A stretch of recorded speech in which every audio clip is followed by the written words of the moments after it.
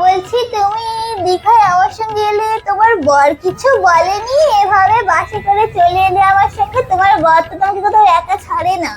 আরে ও তো সেই তামিলনাড়ুতে কাছে কাজের জন্য আমাকে তো ফোন করে ভিডিও কলিং এ দেখালো ও ওই তামিলনাড়ুর সমুদ্রের কাছে পাথর ভাঙছে।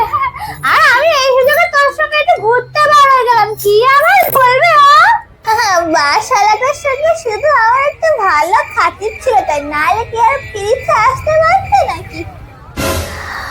ওদি ওইদিকে দেখো, ওটা তোমার বর না?